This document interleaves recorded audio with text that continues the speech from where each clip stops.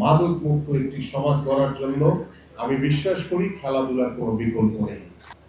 যারা extra ordinary প্রতিভাবান খেলোয়াড় রয়েছে তাদেরকে সরকার বিনামূল্যে বিনা খরচে তাদের পড়াশোনা এবং সকল খেলাধুলার দায়িত্ব গ্রহণ করবে ইনশাআল্লাহ। ইতিমধ্যে প্রথম নতুন করে স্পোর্টস আমাদের মাননীয় প্রধানমন্ত্রী 2রা মে শুরু করেছেন এবং এই নতুন করে স্পোর্টসের আমরা একটি বাৎসরিক ক্যালেন্ডার ইতিমধ্যে সিদ্ধান্ত নিয়েছি যে আগামী সেপ্টেম্বর আমরা জুলাইতে শেষ করার পরে জুলাইয়ের 1 তারিখ থেকে অগাস্ট এই 2 মাস আমরা রেজিস্ট্রেশনের জন্য ওপেন করে দিব সারা বাংলাদেশে। আমরা হয়তো এখন উপজেলা পর্যায় থেকে শুরু করেছি এই প্রথমতে, কিন্তু আমাদের যে সেপ্টেম্বরে যে নতুন করে স্পোর্টস দ্বিতীয় যে বছরের দ্বিতীয় বর্ষে যে আমরা শুরু করতে যাচ্ছি সেখানে আমরা ইউনিয়ন পর্যায় থেকে শুরু করব, কারণ প্রত্যেকটি ইউনিয়ন পর্যায়ে অনেক প্রতিভাবান খেলোয়াড় রয়েছে, তারা সুযোগের অপেক্ষায় রয়েছে যে তারা খেলতে চায়, আমরা তাদেরকে সেই খেলার সুযোগটি করে দিতে চাই।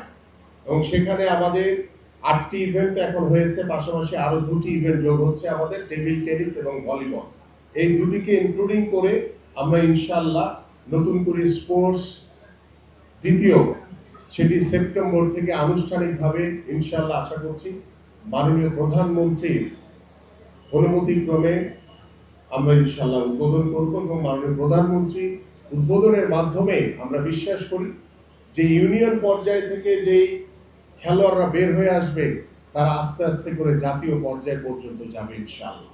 পাশাপাশি আমাদের এই খেলার মাধ্যমে আমরা একটি সুস্থ জাতি গড়ে তুলতে চাই। আমরা চাই আমাদের সন্তানরা খেলার মাঠে থাকুক, তারা ডিভাইস থেকে যাতে দূরে থাকতে পারে।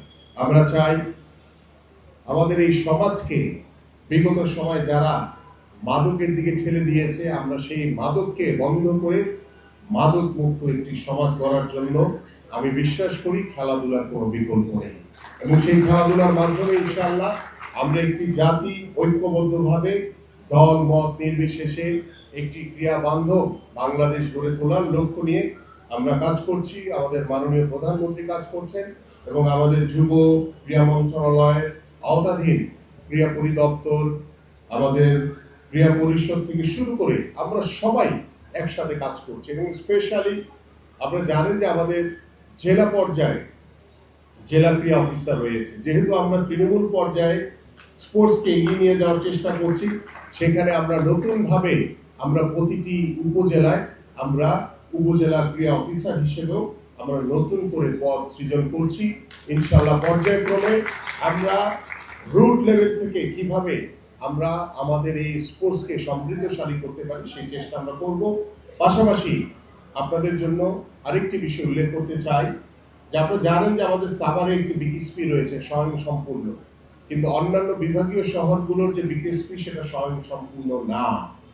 আমরা চেষ্টা করছি যে দ্রুত সময়ের ভিতরে আমাদের ঢাকা ছাড়া আমাদের যে বিভাগীয় শহরগুলোতে যে বিকেএসপি রয়েছে সেগুলোকে স্বয়ং সম্পূর্ণ করে আমরা যে প্রতিভাবান খেলোয়াড়দেরকে বের করে নিয়ে আসতেছি, যারা এক্সট্রা অর্ডিনারি প্রতিভাবান খেলোয়াড় রয়েছে তাদেরকে সরকার বিনামূল্যে বিনা খরচে তাদের পড়াশোনা এবং সকল খেলাধুলার দায়িত্ব গ্রহণ করবে ইনশাআল্লাহ।